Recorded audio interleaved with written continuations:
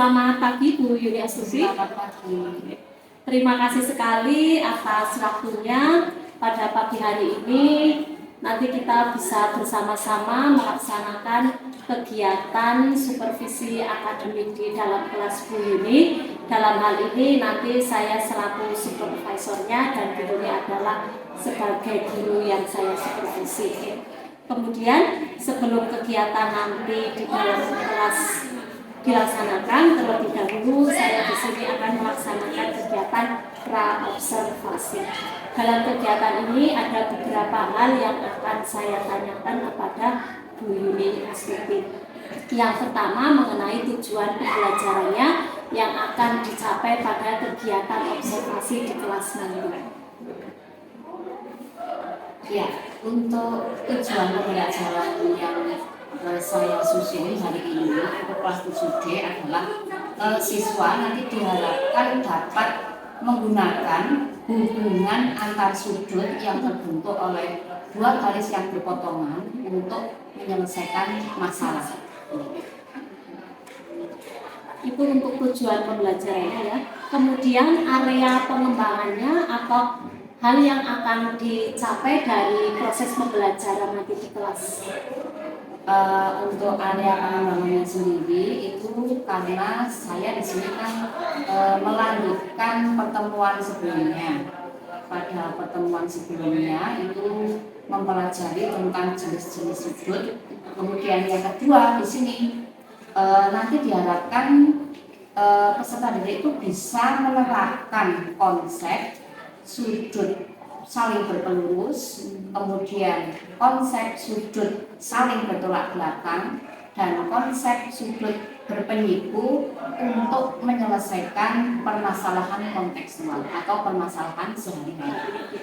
Untuk memperlancar kegiatan nanti, kegiatan di dalam kelas, adakah strategi yang akan digunakan? Ya, tentunya untuk menunjang kelancaran pembelajaran, yang pertama saya menyusun modul ajar ya. Kemudian berikutnya saya membuat PPT ya. Itu diharapkan nanti dengan adanya PPT itu pembelajaran dapat berjalan dengan lancar sesuai dengan yang diharapkan. Kemudian yang berikutnya saya mempersiapkan konten yang nantinya harus bisa diakses oleh siswa, yaitu berupa laman dan juga berupa video, karena di sini ada pembelajaran berdiferensiasi.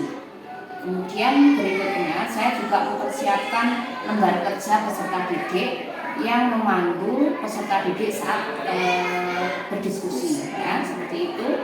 Dan juga saya juga menyiapkan instrumen penilaian dalam ini adalah penilaian pengetahuan dan juga penilaian sikap.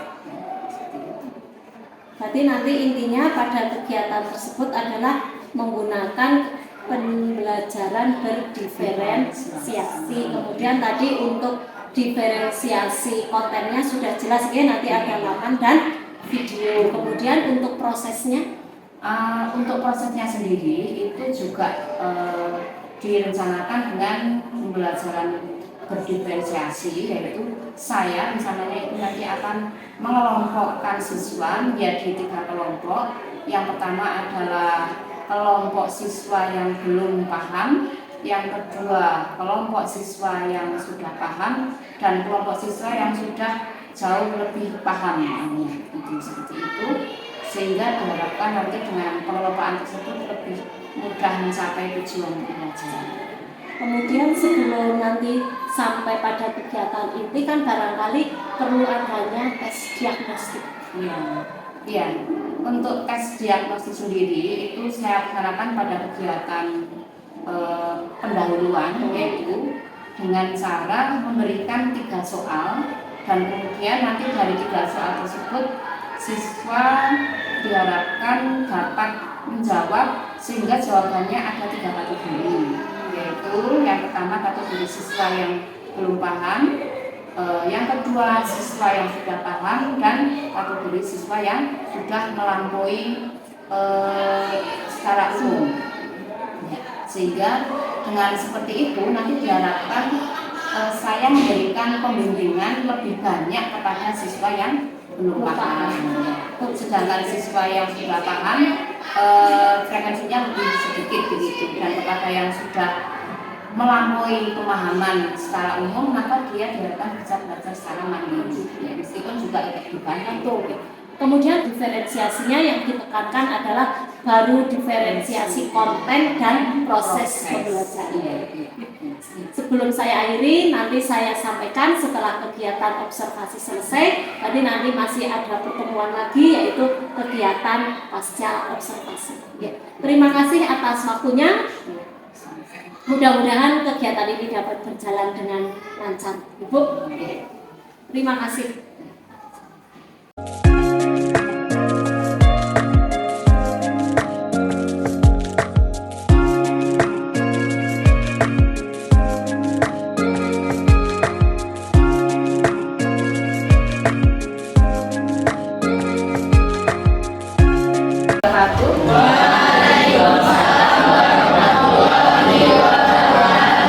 Anak-anak, bagaimana kabar kalian hari ini?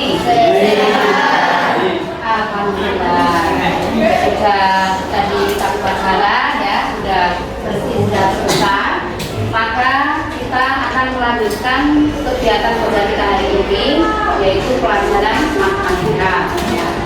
Oh ya, untuk lingkungan kelas saya perhatikan tadi sudah agak bersih ya.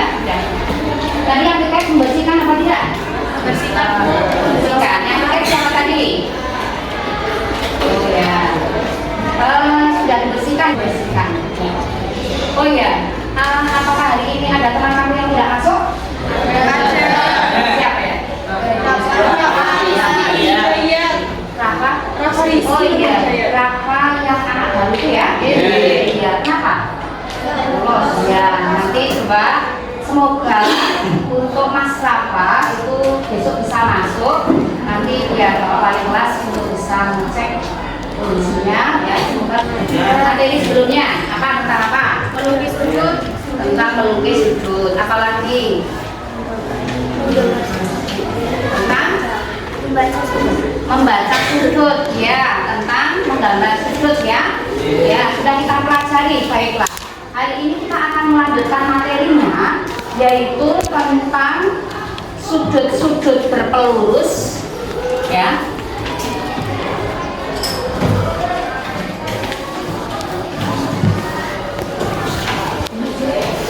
Sudut-sudut berpelurus dan sudut bertolak belakang.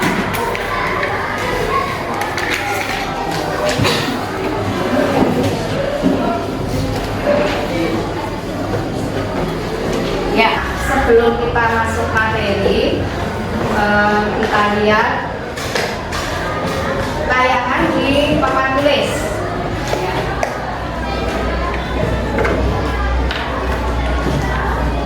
Ya, anak-anak. Sudutnya adalah sudut berlurus dan sudut bertolak belakang. Ya. Oh ya, tentang sudut sebenarnya kita sering menjumpai kehidupan sehari-hari di sekitar kita yang berkaitan dengan sudut. Coba kamu lihat ini gambar yang pertama ini. Tentang apa ini gambar yang pertama? Tentang kompas ya. Di daerah mana ini ya? Kompas digunakan ini ya? Hutan ya. Dekatnya ada apa di belakangnya? Ada pegunungan ya, betul ya. Nah, kompas ini supaya apa ini kok dipakai ini? Supaya tidak tersesat, apalagi ya, mengetahui arah, apalagi arah mata angin, betul ya, ya. Dan ini yang pertama tentang kompas, yang kedua tentang apa ini? Kereta api ya. Apakah dua contoh dalam kehidupan sehari ini ada hubungannya dengan pelajaran kita? Ada atau tidak? Ada. Nah, ini bagian mana ini? Kalau kompas itu yang ada hubungannya dengan sudut yang bagian mana? Ya, bagian jarum ini ya. Nah, tentunya di sini ini akan membentuk sudut di sini. Nah, di sini akan membentuk sudut di tengah ini ya. Kemudian jarumnya itu merupakan apa? Kaki sudut ya, betul jarumnya. Kemudian pada rel kereta api, apakah ini juga ada hubungannya dengan sudut? Iya, ada berapa sudut di sini? Pada gambar ini ada 4. Ada 4 ya, pada gambar yang depan ada 4, tapi yang lain masih banyak ya. Iya, itu masih banyak sekali ini. Wah, berarti memang apa yang kita pelajari dalam kehidupan sehari-hari itu memang ada hubungannya dengan kehidupan atau kepentingan di kehidupan sehari-hari yang sangat bermanfaat ya. Ini ya. Untuk selanjutnya anak-anak, sebenarnya apa sih manfaat kita dalam belajar tentang materi tadi, sudut berpelurus dan sudut bertolak belakang ya. Nah, tentunya kita bisa melihat di situ kalian itu bisa menggunakan konsep sudut untuk menyelesaikan permasalahan sehari-hari, untuk menyelesaikan masalah. Nah, sebenarnya ada materi yang sudah kamu pelajari di sini ya, di sini menggunakan hubungan antar sudut yang terbentuk oleh 2 garis untuk menyelesaikan masalah. Sebelum ada masalah, maka sebenarnya kamu sudah punya pengetahuan dari materi yang kemarin. Kamu sudah mengetahui, sudah punya konsepnya ya. Nah, konsepnya akan kita ulangi lagi. Materi apa yang dibutuhkan supaya kamu bisa mencapai kompetensi ini dengan baik? Syaratnya apa? Ya, yang pertama. Di sini materinya adalah yang dibutuhkan, yang sudah kamu ketahui tentang sudut 1 putaran penuh. Ada yang ingat? Sudut 1 putaran penuh itu berapa derajat? 360. Ya, berapa? Ya, 360 derajat. Tadi Mas Farhan berapa? 360 derajat. Ya, betul ya? Yang lain, ya, 1 putaran penuh adalah 360 derajat. Yang kedua, sudut lurus itu ada yang tahu berapa? Ya, 180 derajat. Ya, betul. Yang lain, betul? 180 derajat. Nah, sudut siku-siku. Nah, ada yang tahu berapa derajat? 90 derajat. Betul. Ya. Kemudian untuk sudut siku-siku ada istilah apa di sini? Sudut yang saling berliku. Nah, sudut yang saling berliku apa di sini konsepnya? Silakan kamu ketahui. Apanya? Harus 90 derajat. Kemudian yang berikutnya yang sudah kamu pelajari adalah sudut saling bertolak belakang. Ya. Kalau sudut yang saling bertolak belakang, bagaimana dulu?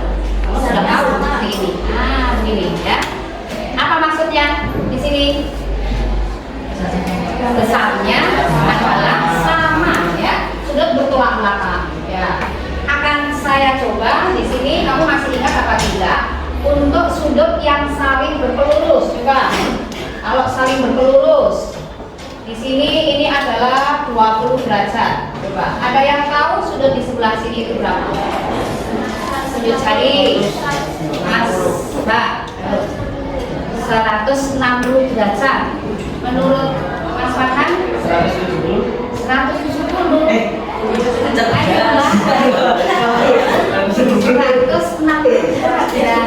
Yang betul berapa? Yang betul 180 derajat. Berarti di sini adalah 160 derajat.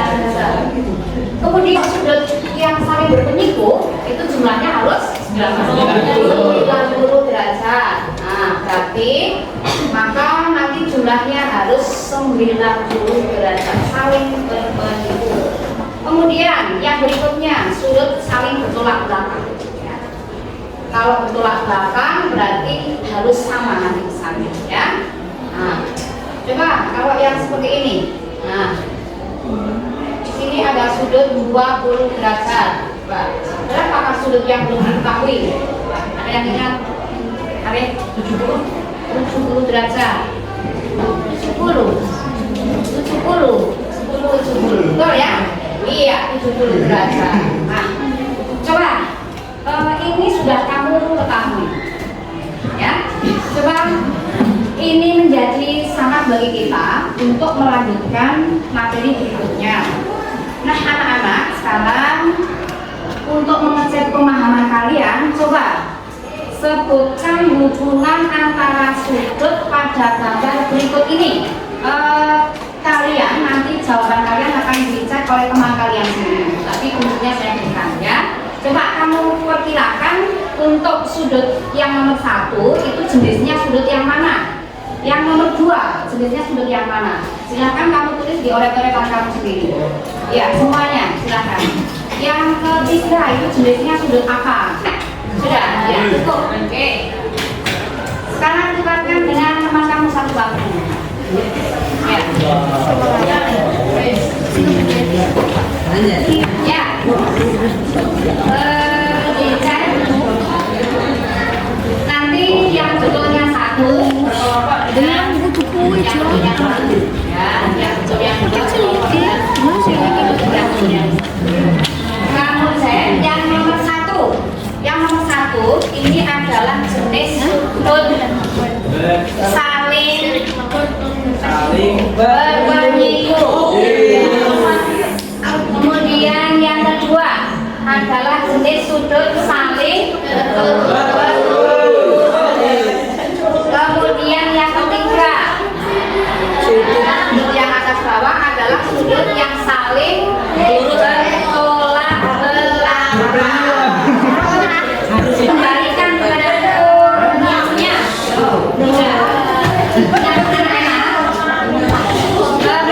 Siapa yang jawabannya tidak apa-apa, ini untuk mengetahui pemahaman kamu yang di hari ini itu kamu sudah lupa. Kalau kamu tidak mau, alhamdulillah kalau tidak. Siapa yang betul 1? Yang betul 1. Tidak apa-apa ya, ini tidak terus masuk penilaian. Yang betul 2, ayo, yang betul 2. Nah, yang betul 3. Nah, yang betul 3, ya. Anak-anak, baiklah, kita akan nanti dalam membuat kelompok itu kalian menggunakan ini. Yang betul 1 nanti berkelompok 5 anak, yang betul 2 berkelompok 5 anak, yang betul 3 berkelompok 5 anak. Jadi kalian dalam belajar dari ini itu tidak belajar sendiri, tidak mengerjakan sendiri. Untuk mengerjakan lembaran kerja, kalian akan berdiskusi ya, jangan khawatir, kalian akan bekerja sama, saling memberitahu dalam satu kelompok tapi ya, bukan terus bekerja sendiri ya. Jadi nanti setelah kalian bekerja secara kelompok untuk menyelesaikan permasalahan ya, maka nanti ada presentasi ya atau mengutarakan pendapatnya tentang pekerjaan pada hari ini, hasil diskusi hari ini. Maka nanti silakan untuk berdiskusi, bisa menyampaikan hasilnya. Dan nanti setelah diskusi kalian akan dicek pemahamannya masing-masing secara individu ya. Nah, ada kuis nanti masing-masing. Kuisnya nanti menggunakan Google Form ya. Sudah siap HP-nya? Nah, baiklah, untuk ini buku paket bisa kamu buka pada halaman 165 yang berkaitan dengan sudut berpelurus dan sudut bertolak belakang ya. Lanjut.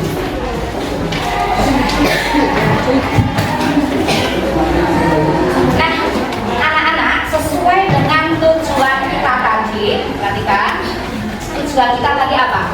Kita nanti akan menggunakan apa yang sudah kamu ketahui pemahamannya untuk menyelesaikan masalah. Ini kamu lihat kalimat yang terakhir, untuk menyelesaikan masalah. Jadi soalnya tidak seperti hitung-hitungan seperti gambar itu sudah ada, tapi nanti dikaitkan dengan masalah ya lembar kerjanya. Nah, permasalahannya apa? Kamu lihat nih berikutnya, silakan dilihat. Ini gambar apa ya? Itu rumah. Rumah, mana rumahnya ya? Rumahnya yang ada di tengah. Rumah siapa sih ini? Rumahnya siapa ya? Rumahnya saya. Rumahnya Rafa. Rumahnya siapa? Rumahnya rumahnya Andri ada di tengah ini. Kemudian tentunya di sekelilingnya itu ada bermacam-macam tempat ini ya, ada beberapa bangunan. Ada apa saja ini? Yang pertama ada taman, tempat main. Yang kedua ada apa di sini? Di sebelah sana ada sekolah. Sampai 3 kali kilo itu. Yang berikutnya ini hutan. Ini mana ya? Daerah mana ya? Daerah Sapu Angin apa sih? Iya. Yang ini apa ini? Pejabat pos. Ya, kantor pos ya. Berikutnya ada apa? Ada kedai. Kedainya atau kantin ya. Ada warung ini ya. Berikutnya ada masjid. Untuk apa masjid ya? Ada. Tapi ini untuk yang beragama Islam. Berikutnya ada lagi apa ini? Rumah sakit. Ya, ini berada di sekitar rumahnya Andri. Nah, untuk di sini sudah ada arah timur, kemudian tenggara, selatan. Nah, ada yang hafal mesti ya, kalian lampunya saat khawatirkan. Nah, ada yang ingat ya lampunya. Tetapi untuk sudut-sudutnya itu di sini rumah Andri itu sebagai titik pusat. Rumah Andri sebagai titik pusat. Sudut-sudut yang terbentuk tentunya ada arah timur, kemudian tenggara, itu membentuk sudut di sini. Kamu lihat, ini titik sudutnya dan ini kaki sudutnya. Ya, ada kaki sudut. Ya. Kemudian di sini besarnya tidak terus kalau arah mata angin itu sudah lengkap ya, sudah 90 derajat itu pas ya. Tetapi di sini untuk cerita ini itu sudutnya sudah ditentukan. Kamu lihat apa di sini? Untuk rumah Andri sudutnya di sini antara bukit dan gedung sekolah itu sudutnya 35. Mana bukit dan gedung sekolah? Mana? Bukit dan gedung sekolah. Berarti kan gambarnya seperti ini. Bukit dan gedung sekolah. Maka ini, itu adalah 35 dan seterusnya. Maka nanti sudut-sudut yang terbentuk sudah ada di situ, sudah ada penjelasan. Coba di situ ada permasalahan ya, ada permasalahan. Ada 5 pertanyaan. Nanti silahkan kamu selesaikan dengan menggunakan konsep tadi. Ada konsep sudut berpelurus, ada konsep sudut berpenyiku dan sudut saling bertolak belakang. Kamu selesaikan masalah ini dalam bentuk kelompok ya. Nah, silahkan sekarang kalian berkelompok.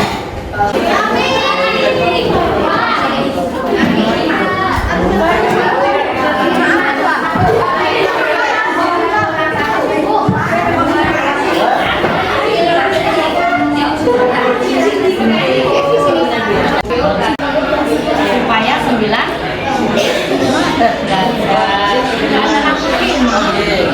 berapa?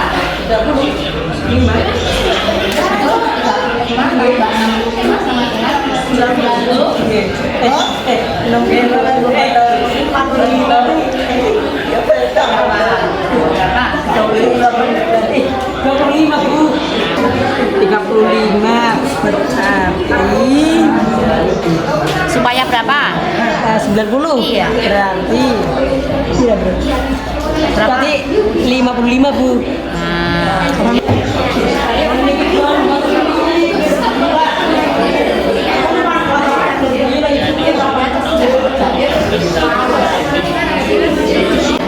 Jika posisi Andri sejak sekarang berada di taman permainan dan akan berjalan mengenai lintasan arah mata angin, sisa sudut yang terbentuk dari taman bermain pada posisi hutan adalah sudut antara taman bermain dan hutan adalah TOB.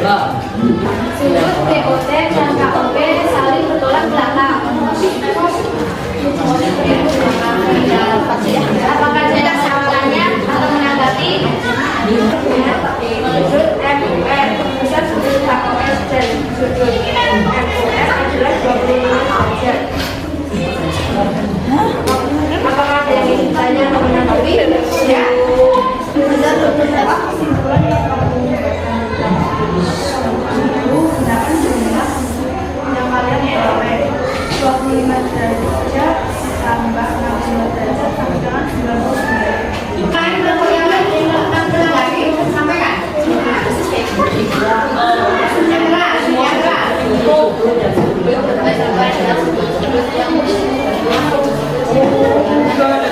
Pokoknya kita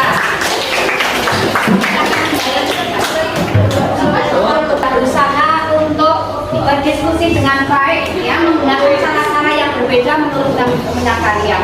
Dan kalian sudah sebagian besar permasalahan sudah dipahami, meskipun belum semuanya, ya. Sudah bagus, ditingkatkan lagi kerjasama kelompoknya. Tepuk tangan untuk kalian semua, ya. Di sini, setelah ini saya akan mengecek kemampuan individu kalian, ya, pemahamannya seberapa jauh.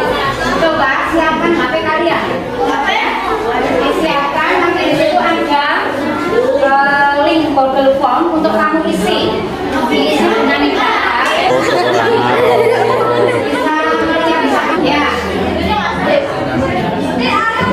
Bisa juga membuka internet seperti tadi. Kalau buka video, judulnya seperti ini, apa sih, ya? Bisa kamu baca-baca dulu, belajar.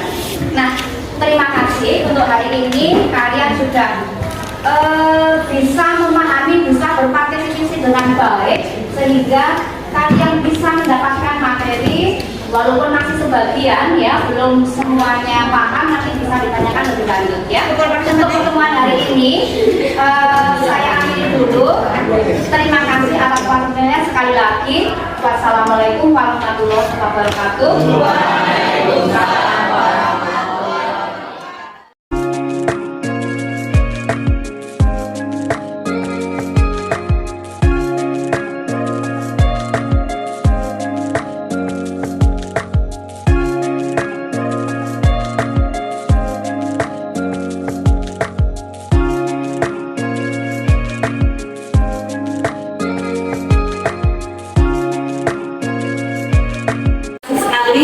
Atas waktunya. Ini saatnya kita masuk pada sesi pasca observasi. Setelah tadi Bu Yuni Astuti melaksanakan observasi di kelas 7A.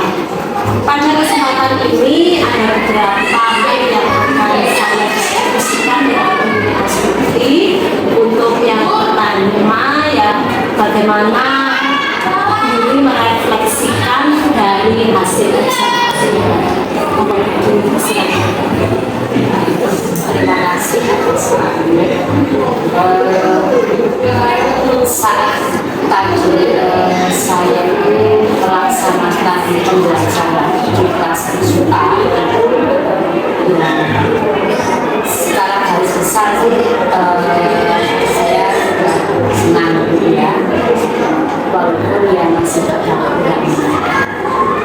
yang pertama, untuk pembelajaran saya juga berusaha untuk mengikuti rencana pada modul ajar yang saya susun dari pendahuluan, kemudian kegiatan inti, dan juga kegiatan penutup. Dari kegiatan pendahuluan itu saya mengkondisikan siswa supaya bisa siap dalam belajar. Kemudian saya juga mengaitkan apa yang akan saya sampaikan atau dipelajari oleh siswa itu dengan kondisi kehidupan sehari-hari. Itu saya kaitkan, saya tunjukkan dengan menggunakan PowerPoint. Kemudian juga motivasi saya berikan, dan juga untuk tujuan pembelajaran yang kemudian di itu juga saya menyampaikan asisten awal, asisten dari mudah-mudahan skala lisan sebenarnya. Kemudian saya lanjutkan dengan kegiatan inti, ya, di situ dengan proses ini saya menyampaikan secara singkat lah, ya, materi yang dipelajari pada hari itu.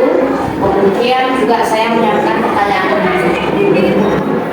dan selanjutnya saya mengkaitkan adanya permasalahan apa yang dipelajari anak-anak itu dengan kehidupan sehari-hari, sehingga saya mengadakan dengan apa itu dengan pertanyaan.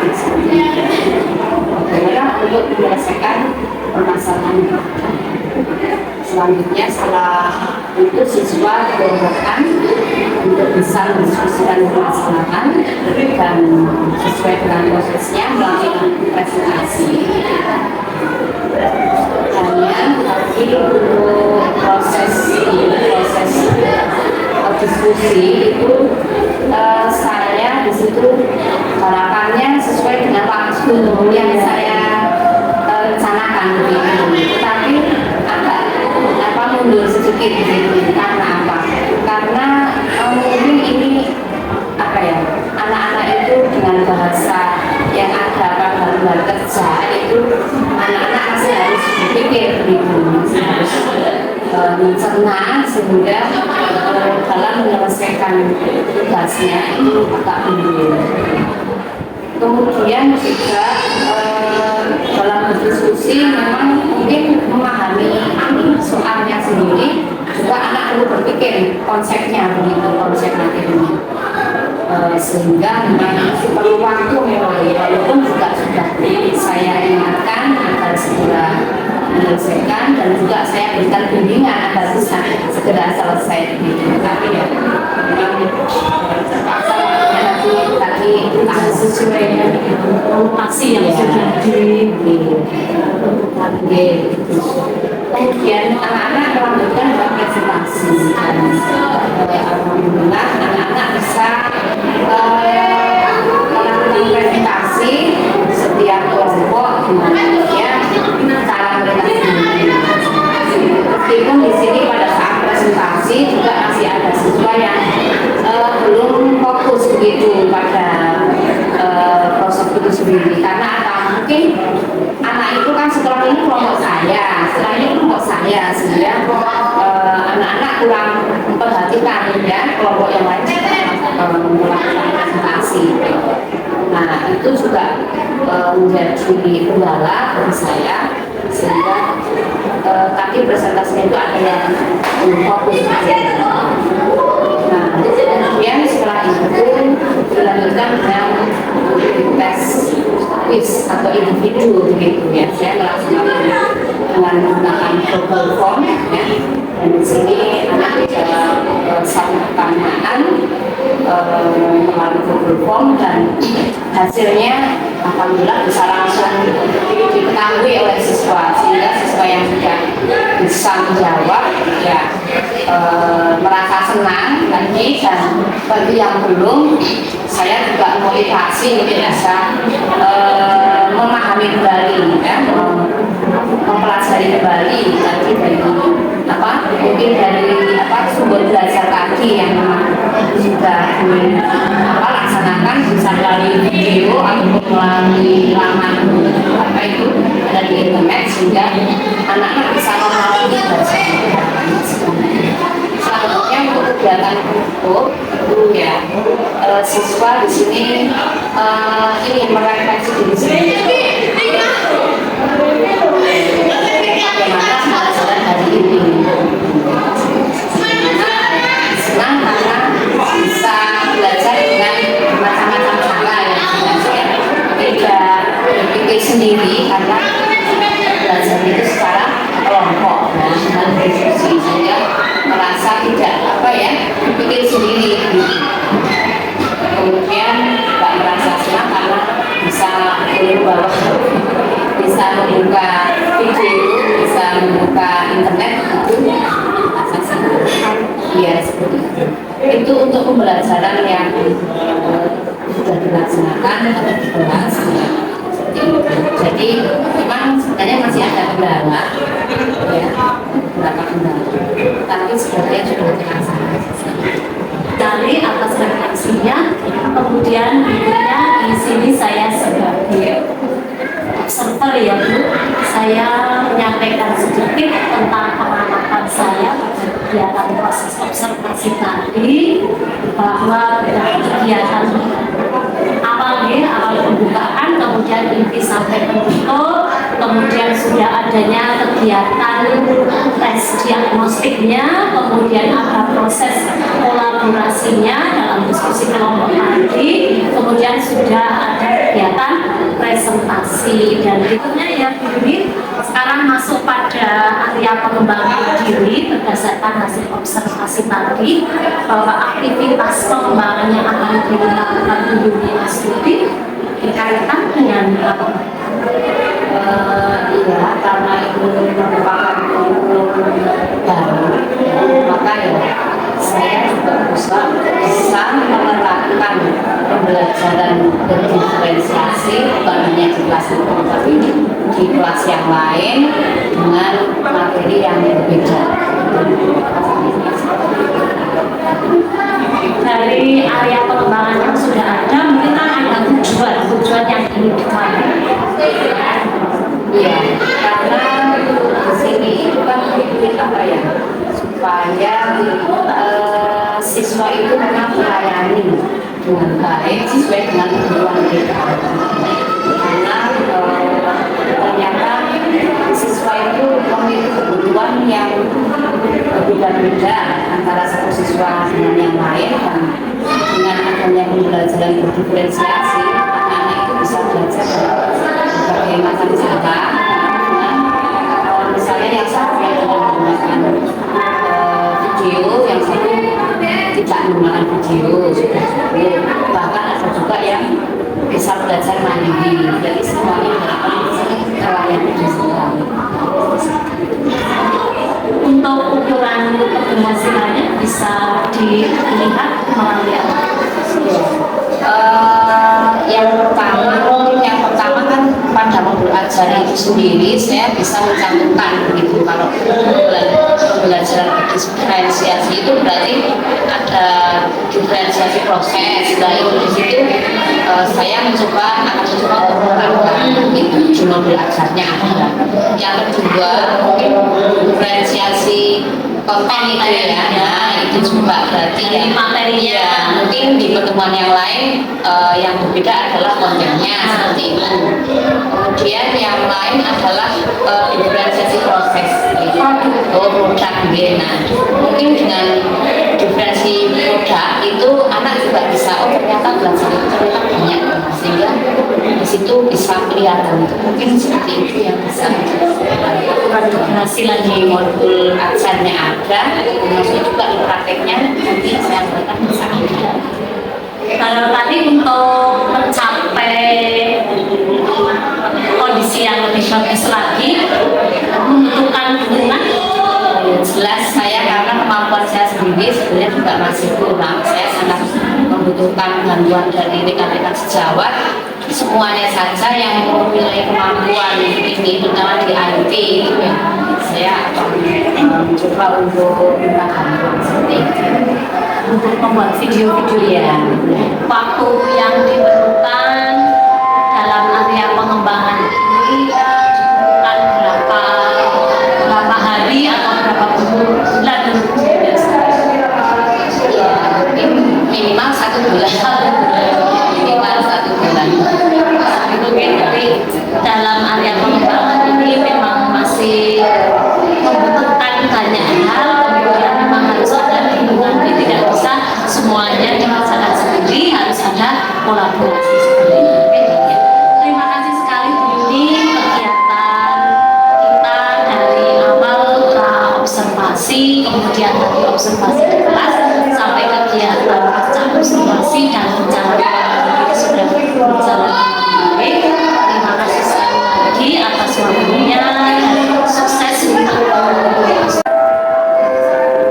Alhamdulillah, terima kasih dan Ibu Dwi ini kegiatan supervisi akademik telah berjalan dengan lancar mulai dari observasi sampai kegiatan pasca observasi.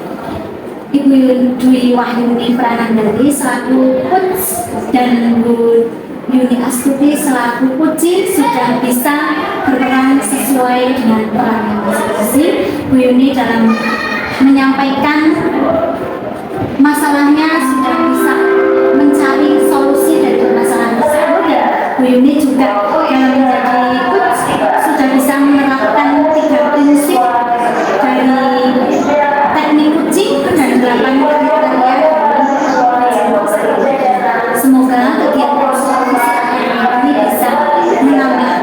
kualitas dari SMK Negeri ini, dan Ibu Yuni Astuti juga bisa menambah kemajuan dalam melayani murid-murid. Hanya Ibu. Sekian dari saya ucapkan terima kasih kepada Bu Yuni Astuti dan kepada Bu Dwi Wahyuni Prana.